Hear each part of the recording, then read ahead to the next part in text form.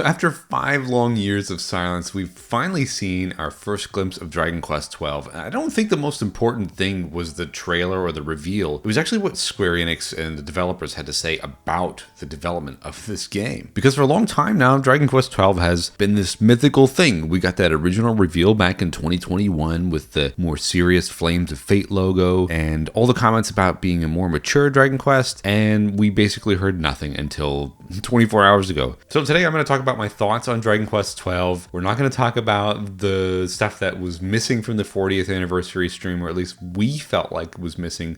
Let's just focus on 12 for today, and maybe we can talk about 4 through 6 HD 2D and 8 and everything else at another video. So before we dive in, don't forget to like and subscribe. Let me know your thoughts. Are you excited? Are you disappointed?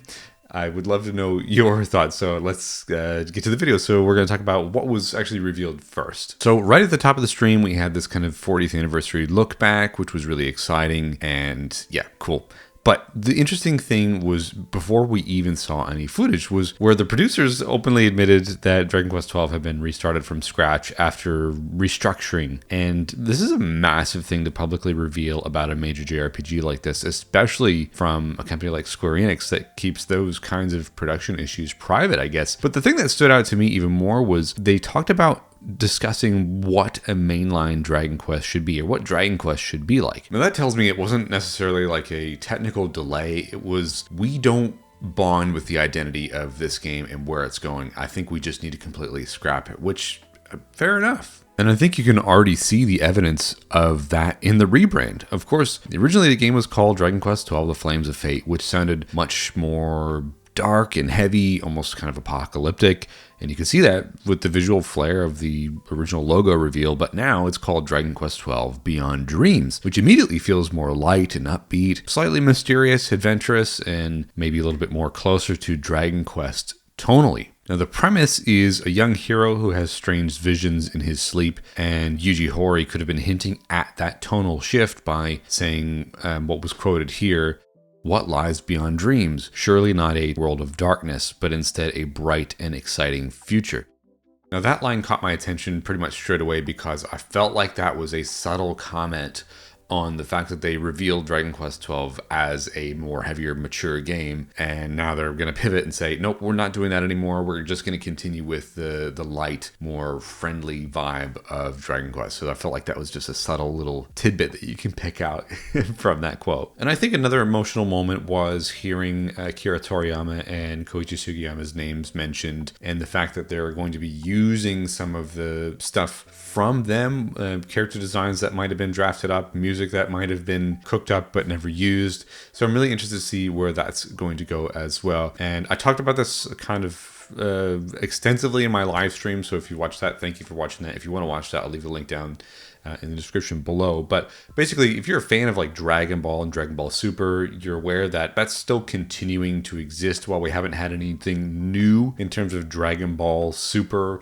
storyline. There's still the artwork going, like Toyotaro is the guy who's basically taken the helm for like the original story direction and some of the art direction. So there are people who are considered disciples of Toriyama. So I'm interested to see, are any of those people stepping in for Toriyama in terms of art direction? I think we'll probably find out here sooner than later. Now, what's most interesting is how some of the reactions are going online. I mean, there's definitely concern, obviously, because hearing restarted from scratch immediately makes people think of, development hell, like Metroid Prime 4, for example. And that's totally understandable. The game has already been in an extremely long development cycle, or at least so we thought. And restarting production, like however long the way through they were, is a huge deal for any project, let alone Dragon Quest. But I also have seen some kind of collective relief. Wow, this is great. I like this direction more so than a more mature thing with Flames of Fate. But I think that everybody should be in agreement that a game that needs more time is absolutely worth waiting for, because we really have to trust the development team here. Now, in contrast, you might have also been looking forward to a darker tone, and are maybe now disappointed that the game seems to be shifting away from that. And you might have felt like the original vision might have shifted too far from Dragon Quest's identity, and Yuji Horii stepping in creatively may have genuinely saved the project. So I would be interested to know what that was going to look like originally, but chances are, with concerns from fans online, they might have pulled the plug because of those concerns. I mean, there have been some vocal people out there saying, I'm really worried about what Dragon Quest is going to look like going forward. And then, of course, there's the, discourse around the protagonist saying that this person looks like like an avatar character created or player character, whatever, just a randomly generated avatar from like Dragon Quest IX, for example. Now, yes, he doesn't look super iconic to me, and I'm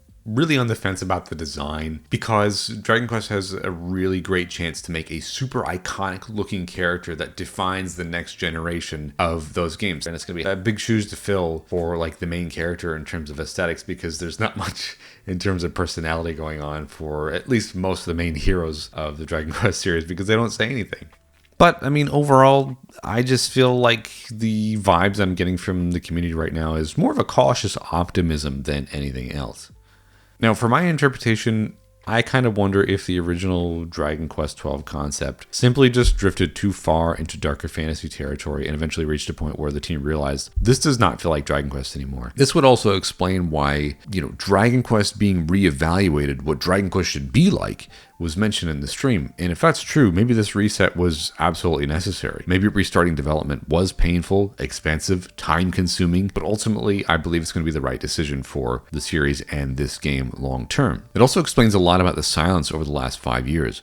Before this reveal, nobody had any idea what Dragon Quest XII actually was anymore. But even now that we still haven't seen much gameplay, it finally feels like the project has a more clear identity and direction again, and I think that was the most important thing that this reveal needed to accomplish. Now, I've said this in many videos and even my live stream yesterday, that the perfect thing for Dragon Quest to do, or Square Enix to do, was, while the main dev team is in the background cooking away on Dragon Quest XII, do what I have called the gap filling strategy. Bring in Dragon Quest 1 through 3 HD 2D, bring in Dragon Quest VII Reimagined, bring in Dragon Quest Monsters The Dark Prince, do the mobile game of Dragon Quest Smash and Grow. And now that we're seeing this is going to be another gap, because it was also said that it's going to take a little bit longer for this game to get in our hands. I wouldn't even anticipate seeing anything or hearing anything until at least 2028. So I would hope that they're going to be thinking, let's be more proactive here. Let's get Dragon Quest VIII ported to modern consoles. Doesn't have to be a remaster or anything, because honestly the game already looks fine as it is. And then we'll also get Dragon Quest 4 through 6 Zenithian Trilogy HD 2D remake. If you were excited for those, I would say don't give up yet. Just because it wasn't announced on the 40th anniversary stream doesn't mean that it can't still be announced within the 40th year anniversary of Dragon Quest. I think what they might have wanted to do is really just showcase, here's what's happening with Dragon Quest XII. We don't want anything to detract from that. We don't want to, make it painful and then give you a band-aid to put straight on top of it with some other fancy shiny things. Here's what's happening with 12. This is our mainline thing. We're taking full accountability and responsibility for it. We're sorry, but we're doing the best that we can. I think that's the best decision that Square Enix and the dev team can do for Dragon Quest XII. Whether you like it or not, it's an effective strategy. So the game is still far away, and there's obviously still plenty of unanswered questions, like how the combat is going to work. The way that the main character was running around the world really gave me the impression of something like Xenoblade, for example. And could we have a shift in gameplay? Could it be a little bit more like Trails in the Sky? I really like that hybrid combat where you can run around and hack and slash on the main map, and then you actually can jump to a turn-based thing. It's very effective, and I really love that, honestly. And how much of the original project survived? Could anything still be existing in here? We likely won't find out for a while, if ever. Are some of the more darker themes completely gone? Based on what they were saying, probably yes. And what does Beyond Dreams actually mean in context of the story? Now, it's still very early days in terms of speculation and stuff. But one thing I will say that I saw floating around on Twitter, or X if you want to call it, I just call it Twitter because it's whatever.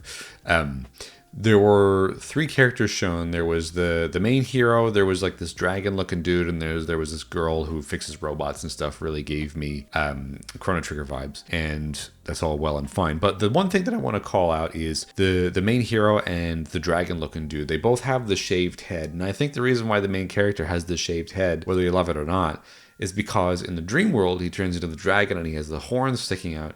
And also you'll notice that the sword appears to be the same, some of the same visual stuff in terms of clothes. So I think what happens is whenever the main character goes to sleep, he wakes up in this dream dragon world and he's like some sort of prince or something. So it's going to be really interesting food for thought to see what people are going to dive into. I mean, I'm not going to go all game explain on it and slow down every second of the trailer, because I honestly don't have time and I don't care that much. I'm happy to be patient. But I think, look, for the first time in a few years, fans finally have something to talk about, and it's a really great time to be a Dragon Quest fan, even if you do find yourself feeling disappointed from that 40th anniversary stream. So I would love to know your thoughts. Please leave some, thoughts and suggestions, and even some speculations and everything down in the comments. I would love to chat with you guys and go back and forth. And I'm really excited for the future of Dragon Quest with the 40th anniversary. It's a really great time to be a fan. So thanks for watching today's impromptu video, and we'll see you guys on another video next week. Bye-bye.